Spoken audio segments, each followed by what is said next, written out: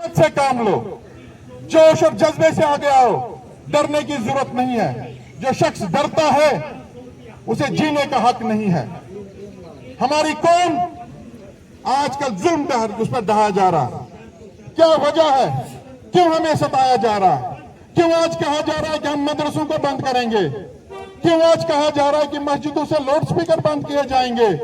क्यों आज कहा जा रहा है कि जमात इस्लामी को बैन कर दिया जाएगा? कोई है शख्स जो कहे कि आरएसएस को बैन कर दो? मैं कहता हूं कि आरएसएस बैन होनी चाहिए, जिन्होंने राष्ट्रपिता का कत्ल किया था। मैं कहता हूं जमातों को बैन करो जो शाखाएं लगाते हैं, जो हर साल जुलूस निकालते हैं, तलवारें लेकर के सड़कों पर निकलते हैं और उसे कहते हैं कि हम प्रदर्शन कर रहे हैं, उनको बैन करो। आरएसएस को बैन करने की अगर किसी को जरूरत है, यहाँ छात्रों के स्टेज पर खड़ा हो जाए आपका कोई भी नुमाइंदा, चाहे वो डीपीएफई वाला हो, आजाद हो, लोकल चलाने वाला आदमी हो, वो अगर इस स्टेज पर आकर के कहता है कि आरएसएस को बैन करो, तो हम उसके साथ चलने के लिए तैयार है। क्या आप लोग चलने के लिए तैयार हो? जुर्रत चाहिए, हिम्मत चाहिए। ये लोग आरएसएस की रोटियां खाते हैं, आरएसएस को फंड करते हैं और फिर कहेंगे कि आरएसएस को बैन करो। कोई नहीं कह सकता, ये सिर्फ मैं कह सकता हूं, हमारी जमात कह सकती है, मेरे साथी कह सकते हैं, भले वो किसी भी धर्म किसी भी जाति से क्यों ना हो। हम कहते हैं कि आरएसएस को बैन कर दिया जाना चाहिए और आरएसएस पहले भी बैन हो चुकी थी।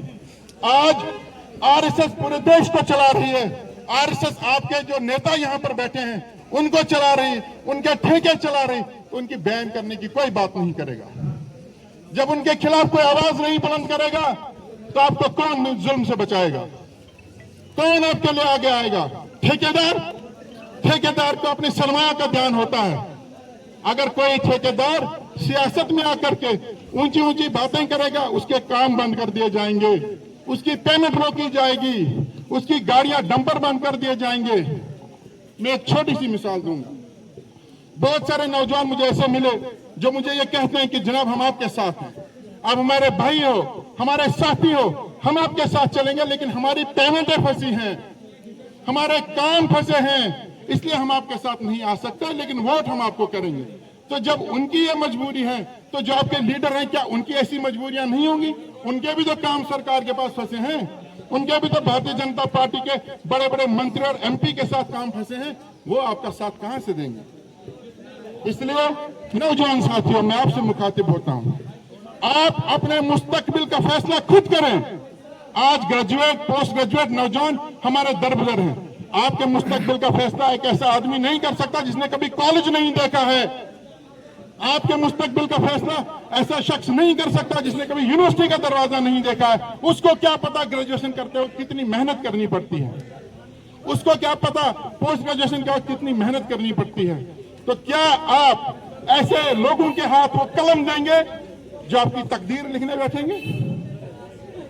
एक और शख्स कुछ सालों से यहां निकला है और कहता है कि मैं लोकल हूं। अरे पंचायत का इलेक्शन नहीं है, लोकल पंच होता है, सरपंच होता है।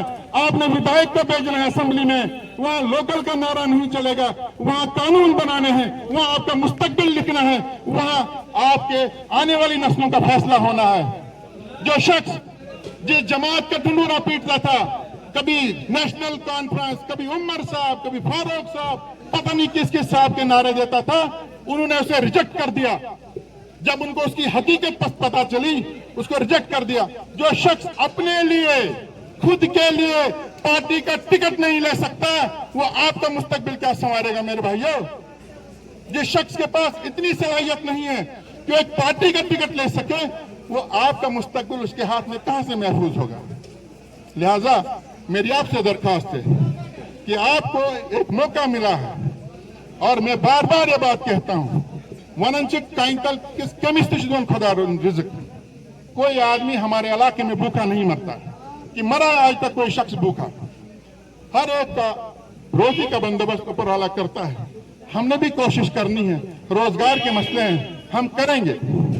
हम आपके रोजगार की जमानत देते हैं, आपके रोशन मुस्तकबिल की जमानत देते हैं, लेकिन साथ ही साथ मैं बात कहूंगा कि ये जंग, ये चुनाव हमारे वजूद की जंग है, हमारे कौम को एक बार फिर जिंदा करने की जंग है।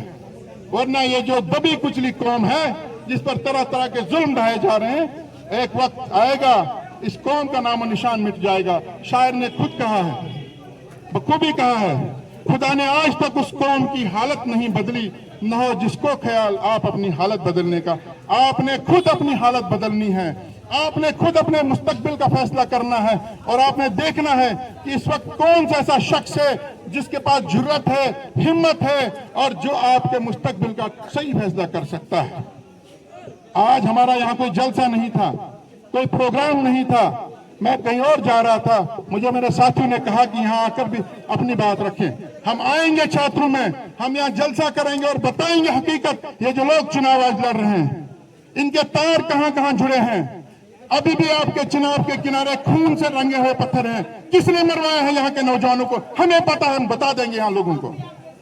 यहाँ के नौजवानों का खून किसने बहाया है वो हमें मालूम है, और हम पूरी फहरिस्त आपके सामने रखेंगे। मेरा दोस्त यहाँ मोहनलाल भंडारी रहता था, उसके कत्ल का हिसाब लेने मैं आऊंगा और इसी चौक में खड़ा होकर के कहूंगा कि ये तुम लोगों की कारस्तानियां हैं, ये तुम लोगों ने किया है। अगर तुम्हारे पास जवाब है तो आ जाओ। आज आप लोकल लोकल लोकल कहोगे, भाई तुम्हारी तो कोई जमात ही नहीं है, तुम्हारा तो कोई विजन ही नहीं है, तुम्हारा तो कोई मंशूर ही नहीं है। तुम क्या करोगे कल? कहां लेके जाओगे मासूम जनता को? अब कहते हैं कि नहीं जी अशामुद बकार, अशामुद्दीन पोसो, अशामुद मरगस, खुशी, मकान बनाना बकार। अरे दान के बदले कोई वोट लेगा, उसे दान नहीं कहते हैं, उसे रिश्वत कहते हैं, उसे खरीदो फरोख्त कहते हैं। इसलिए मेरे भाइयों, मेरे बुजुर्गों, अगर किसी के पास दौलत है, हम लोग ज़कात देते हैं, वो किसी मतलब से नहीं देते, वो हम चैरिटी करते हैं। आपको फैसला लेना है, आपको फैसला लेना है, आपको नुमाइंदा चुनना है। जो भी आपको लगता है कि जो बाजुरत है, जिसमें हौसला है, जो बात कर सकता है, जो आपके मुस्तकबिल की जमानत दे सकता है, आप उसको चुनिए। आप ये पैसे वालों को मत चुनिए। पैसे वालों का काम सिर्फ और सिर्फ यह होता है कि वो पैसा लगाते हैं, वोट खरीदते हैं, फिर 6 साल कारोबार बढ़ाते हैं, फिर 6 साल के बाद और आते हैं। कारोबारी शख्स, ठेकेदार कभी सही नुमाइंदा नहीं हो सकता, ये साबित हो चुका है। आपको एक हौसलामंद, एक जुर्रत और बेबाक आवाज की जरूरत है। जो मैं बार बार ये कहता हूँ, स्टेज पर आकर के कोई भी कहे कि आरएसएस को बैन कर दो, मैं उसके साथ खड़ा हो जाऊंगा। लेकिन आरएसएस के टुकड़ों पर पड़ने वाले लोग, आज भारतीय जनता पार्टी के 3 उम्मीदवार मैदान में हैं मेरे खिलाफ। एक तो उनका उम्मीदवार है ही जिसका चुनाव निशान कमल का फूल है, 2 और उम्मीदवार भारतीय जनता पार्टी के इस वक्त मैदान में हैं। एक कहता है कि हम जब जीतेंगे फिर फैसला करेंगे हम कहां जाएंगे। वो तो सबको पता है भाई कहां जाएगा। अब एक ही दरवाजा है जिसके साथ पहले उनके राबते थे। एक और कहता था परसों कि भाई अब हमारी लॉटरी लगने वाली है, हमें जहां मर्जी वहां जाएंगे। ये लोग अपनी लॉटरियां लगाने आए हैं, आपका मुस्तकबिल संवारने नहीं आएंगे। लिहाजा मेरे आप सबसे दरख्वास्त है कि आप सही फैसला लें। 18 सितंबर एक दिन आया है कि आप अपनी तकदीर बदलें, आप बदलाव लाएं। आजमाए हुए लोगों को आजमाना बहुत बड़ी बेवकूफी होती है। और ये दोनों साथ साथ चलते थे, ये इन दोनों का चोली दामन का साथ था, तब तो एक दूसरे की बुराई नहीं करते थे। अब क्या हो गया? ये एक ही घर है, अब अलग अलग 2 दुकानें इन्होंने खोली हैं। सामान वही है जो 30 साल से बिकाते आ रहे हैं, बातें वही है जो 30 साल से करते आए हैं, सिर्फ दुकानों के बोर्ड अलग अलग हो गए, दुकानदार वही हैं। लिहाजा आपके बीच ज्यादा देर न रहते हुए मैं एक मतलब फिर आपसे दरखास्त करूंगा कि 18 सितंबर को आप हमारा चुनाव निशान याद रखें। मैं फिर आपके बीच में आऊंगा और भी बहुत सारी बातें करूंगा, और चैलेंज करता हूं यहाँ के जो उम्मीदवार हैं कि मेरे सामने आकर स्टेज पर मेरे से बात करें, मेरे से मुकाबला करें। मैं पूछता हूं उनसे सवाल, वो उनका जवाब दें, वरना वो मुझसे सवाल करें, मैं जवाब दूंगा। ये चुनाव चोरी छुपे पैसे देकर के लड़ने वाली बात नहीं होती है। चुनाव मुद्दों पर लड़ा जाना चाहिए। और ये चुनाव में बार बार कहता हूं, हमारी कौम के लिए एक अहम दिन है। हमें अपनी कौम को इकट्ठा करना है, हमें उस जुल्म का इंतकाम लेना जो पिछले 5 साल से हम पर हो रहा है। और मुझे लगता है कि आप लोग मेरा साथ देंगे।